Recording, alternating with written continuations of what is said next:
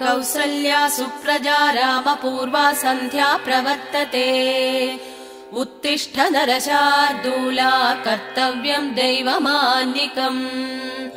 कौसल्या सुप्रजा रामपूर्वा सन्ध्या प्रवर्तते उत्तिष्ठ नरशार्दूला कर्तव्यम् दैवमान्निकम् उत्तिष्ठोत्तिष्ठ गोविन्द उत्तिष्ठ गरुडध्वज उत्तिष्ठ कमलाकान्ता त्रैलोक्यम् मङ्गलम् कुरु उत्तिष्ठोत्तिष्ठ गोविन्द उत्तिष्ठ गरुडध्वज उत्तिष्ठ कमलाकान्ता त्रैलोक्यम् मङ्गलम् कुरु मातः समस्त जगताम् मधुकैटभारे वक्षो विहारिणि मनोहर दिव्यमूर्ते श्रीस्वामि निःसृत जनप्रिय दानशीले श्रीवेङ्कटेश दयिते तव सुप्रभातम् मातः समस्त जगताम् मधुकैटभारे वक्षो विहारिणि मनोहर दिव्यमूर्ते श्रीस्वामि निःसृत जनप्रिय दानशीले श्रीवेङ्कटेश दयिते तव सुप्रभातम् तव सुप्रभातमरविन्दलोचने भवतु प्रसन्नमुखचन्द्रमण्डले विधिशङ्करेन्द्रवनिताभिरर्चिते वृषशैलनाथ दयिते दयानिधे अत्र्यादि सप्त ऋषयः समुपास्य सन्ध्याम् आकाश सिन्धु कमलानि मनोहराणि आदाय पादयुगमर्चयितुम् प्रपन्ता शेषाद्रिशेखर विभो तव सुप्रभातम् पञ्चाननाब्ज भव षण्मुख वासवाद्या त्रैविक्रमादिचरितम् विभुता स्तुवन्ति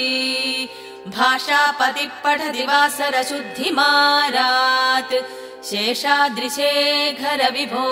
तव सुप्रभातम् ईश प्रफुल्ल सरसीरुह नारिकेल पूगद्रुमादिसु मनोहर पालिकानाम् आवाति मन्दमनिलः सह दिव्यगन्धैः शेषाद्रिशेखर विभो तव सुप्रभातम् उन्मील्य नेत्रयुगमुत्तम पञ्जरस्थ्याः पात्रावशिष्ट कदलीफलपायसानि भुक्त्वा सलीलमधकेलिशुकः पठन्ति शेषाद्रिशेखर विभो तव सुप्रभातम् तन्त्री प्रकर्ष मधुरस्वनया विपन्त्या गायत्यनन्दचरितम् तव नारदोष्टी भाषा समग्रमसकृत्करचार रम्यम्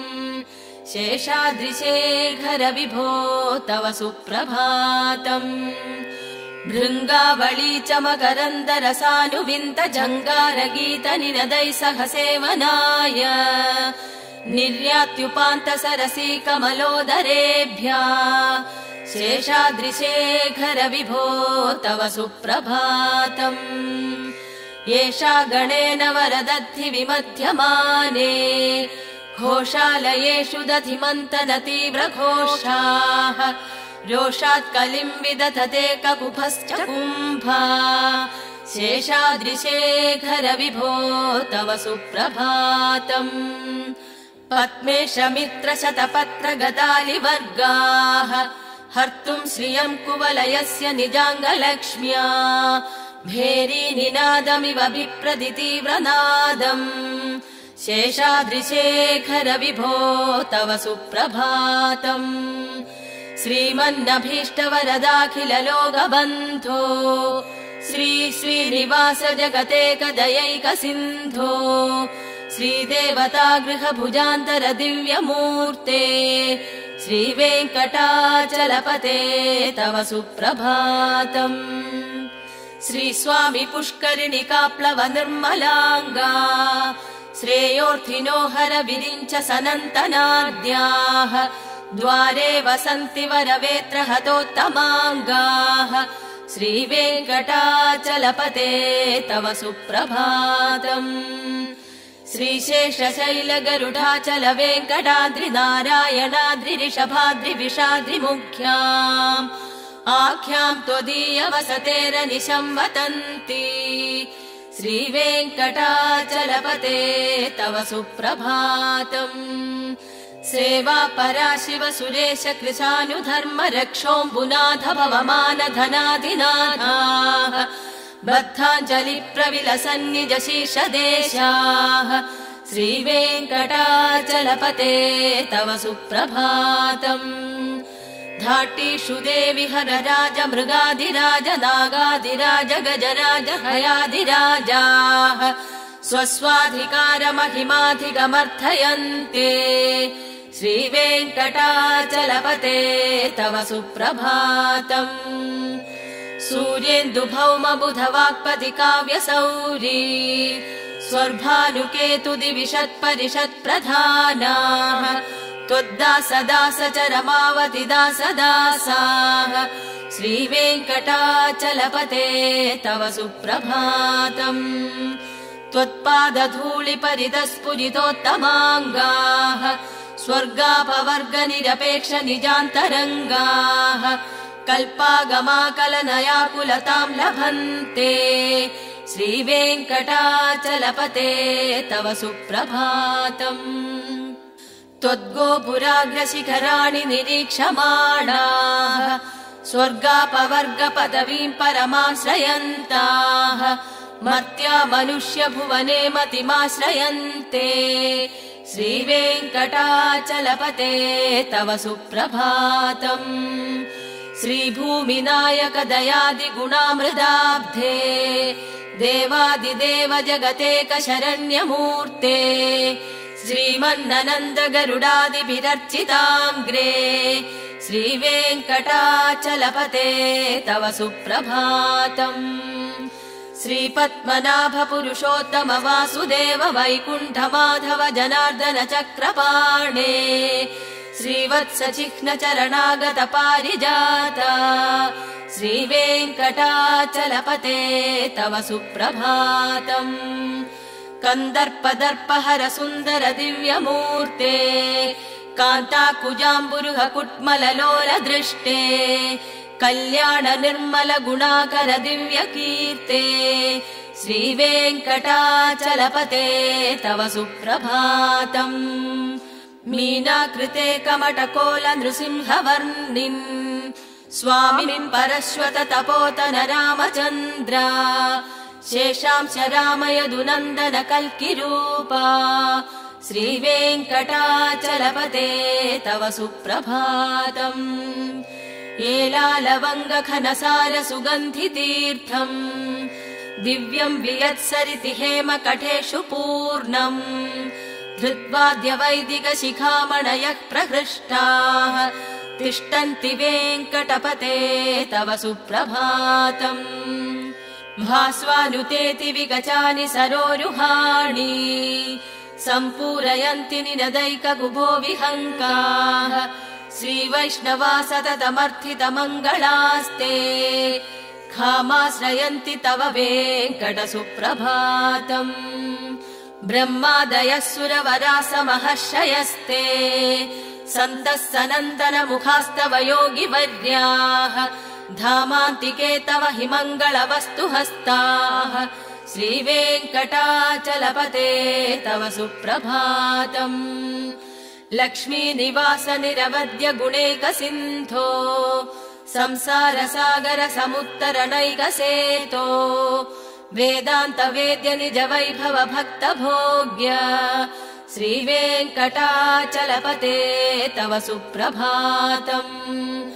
लक्ष्मीनिवास निरवद्य गुणैक सिन्धो संसार सागर समुत्तरणैक सेतो वेदान्त वेद्य निज वैभव भक्त भोग्य श्रीवेङ्कटाचलपते तव सुप्रभातम् इत्थम् वृषाचलपतेरिह सुप्रभातम् ये मानवा प्रतिदिनम् पठितुम् प्रवृत्ताः तेषाम् प्रभात समये स्मृतिरङ्गभाजाम् प्रज्ञाम् परार्थ सुलभाम् परमाम् प्रसूते इत्थं वृषाचलपतेरिह सुप्रभातम्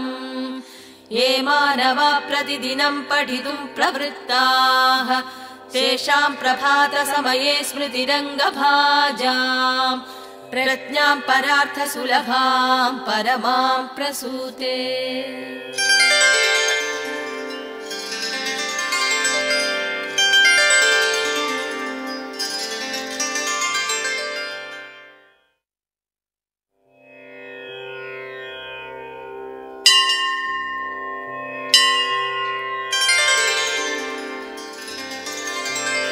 कमलाकुचूचुक कुङ्कुमतो नियतारुणिताकुलनीलतनो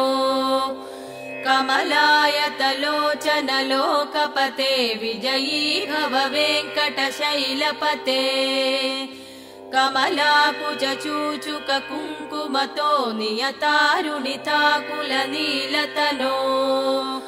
कमलायतलोचनलोकपते विजयी भव वेङ्कटशैलपते।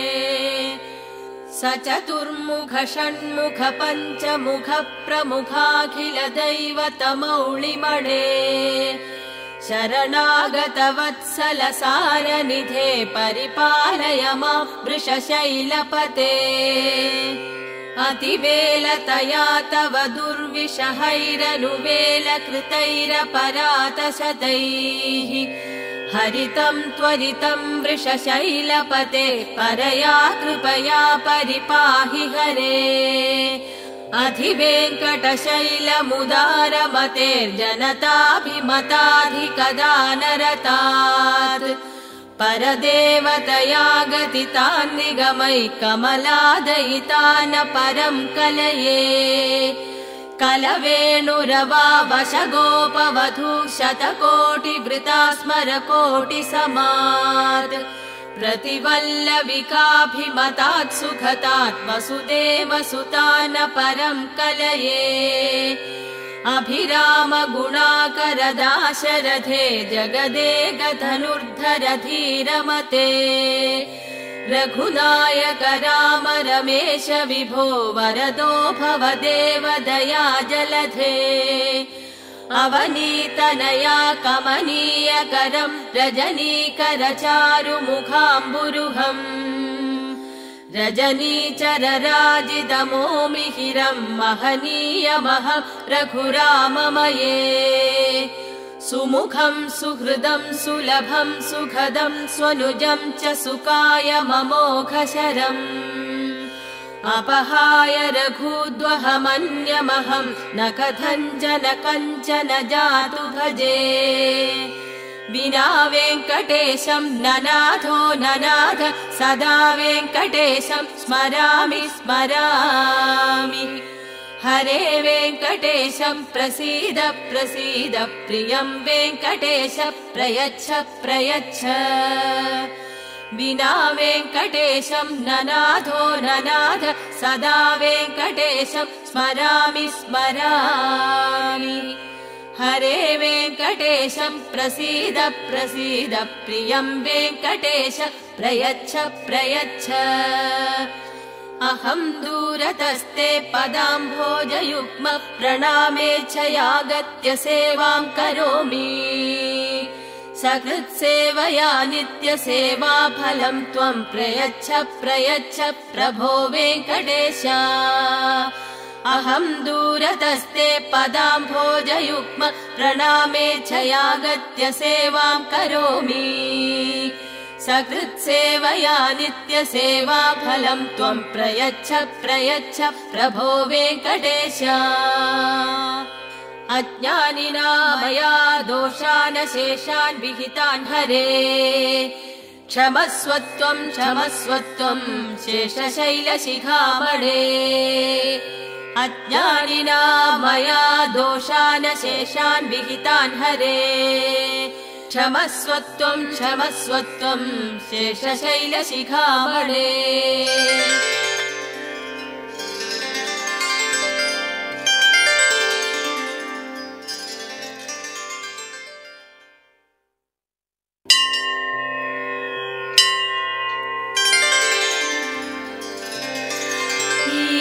ईशानां जगतोऽस्य वेङ्कटपतेर्विष्णो परां प्रेयसीम्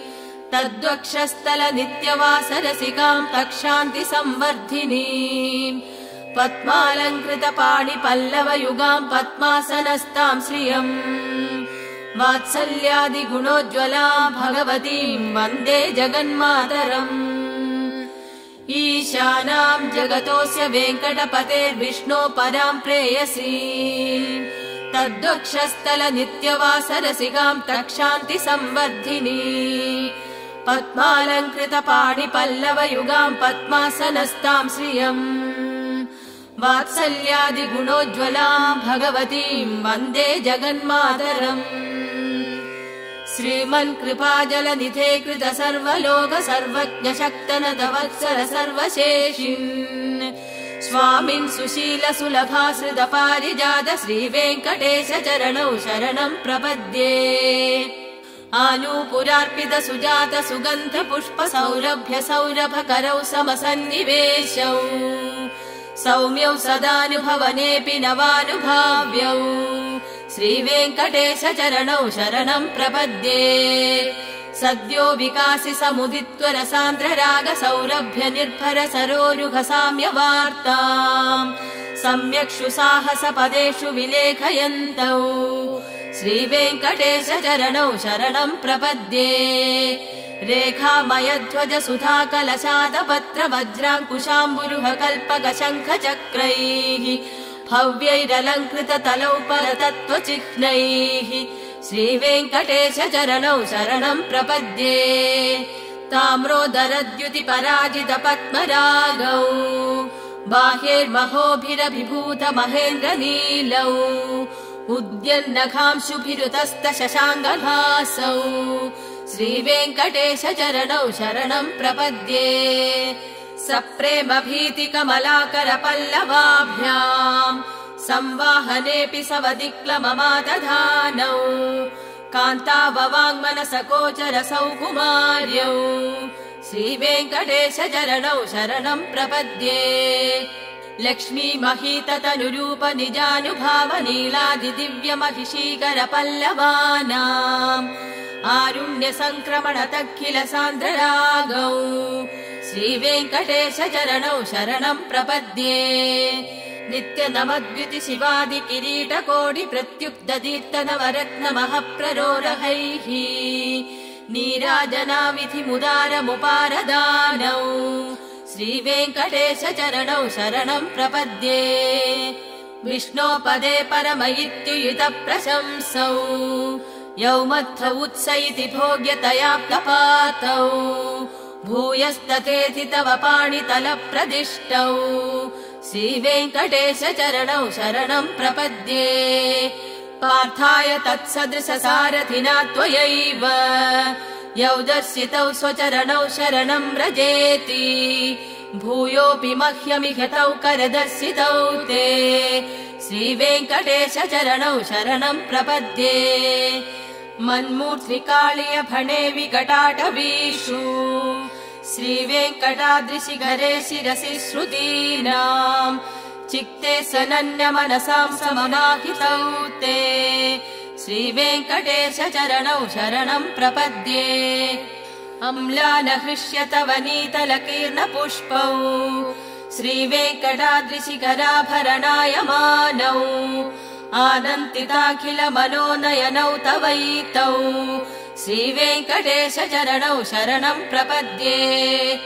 प्रायः प्रपन्न जनता प्रथमावगाह्यौ मातुस्तनाविव शिशोरमृतायमानौ प्राप्तौ परस्पर तुलामतुलान्तरौ ते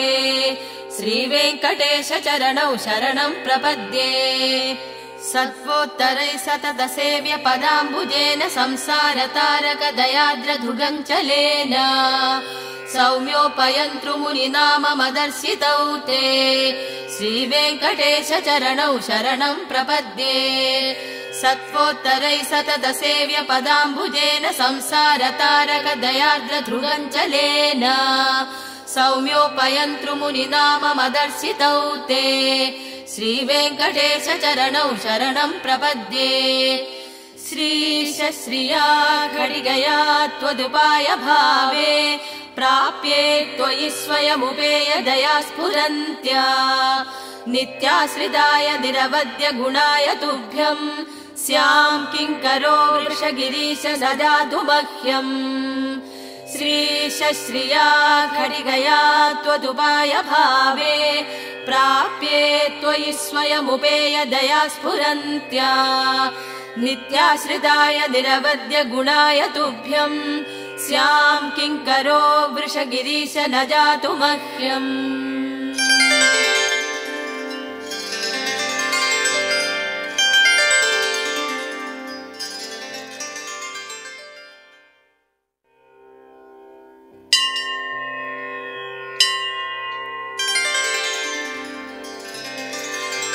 श्रियकान्ताय कल्याणनिधये निधयेऽर्थिनाम् श्रीवेङ्कटनिवासाय श्रीनिवासाय मङ्गलम् श्रियकान्ताय कल्याणनिधये निधयेऽर्थिनाम् श्रीवेङ्कटनिवासाय श्रीनिवासाय मङ्गलम् लक्ष्मी सविभ्रमालोक शुभ्रुविभ्रम चक्षुषे चक्षुषे सर्वलोकानाम् वेङ्कटेशाय मङ्गलम् श्रीवेङ्कटाद्रिशृङ्गाग्रमङ्गलाभरणाग्रये मङ्गलानाम् निवासाय वेङ्कटेशाय मङ्गलम् सर्वावयव सौन्दर्य सम्पदा सर्वचेतसाम् सदा सम्मोहनायासु वेङ्कटेशाय मङ्गलम् नित्याय निरवद्याय सत्यानन्दचितात्मने सर्वान्तरात्मने श्रीमद्वेङ्कटेशाय मङ्गलम् स्वतः सर्वविधे सर्वशक्तये सर्वशेषिणे सुलभाय सुशीलाय वेङ्कटेशाय मङ्गलम् परस्मै ब्रह्मणे पूर्णकामाय परमात्मने प्रयुजे परतत्त्वाय वेङ्कटेशाय मङ्गलम् आकालतत्त्वमश्रान्तमात्मनामनुपश्यताम् अतृप्तमृतरूपाय वेङ्कटेशाय मङ्गलम् प्रायस्वचरणौ पुंसाम् शरण्यत्वेन पाणिना कृपयादिशते श्रीमद्वेङ्कटेशाय मङ्गलम् दयामृततरङ्गिन्यास्तरङ्गैरिव शीतलैः अपाङ्गैः सिञ्चते विश्वम् वेङ्कटेशाय मङ्गलम् श्रग्भूषाम्बरहेतीनाम् सुषमावहमूर्तये सर्वार्थिशमनायास्तु वेङ्कटेशाय मङ्गलम् श्रीवैकुण्ठविरक्ताय स्वामि पुष्करिणीतटे रमया रममाणाय वेङ्कटेशाय मङ्गलम् श्रीमत्सुन्दरजामातृमुनिमानसवासिने सर्वलोकनिवासाय श्रीनिवासाय मङ्गलम् मङ्गलाशासनभरै मदाचार्य पुरोगमैः सर्वैः च पूर्वैराचार्यैः सत्कृतायास्तु मङ्गलम् ॐ नमो वेङ्कटेशाय ॐ नमो वेङ्कटेशाय ॐ नमो वेङ्कटेशाय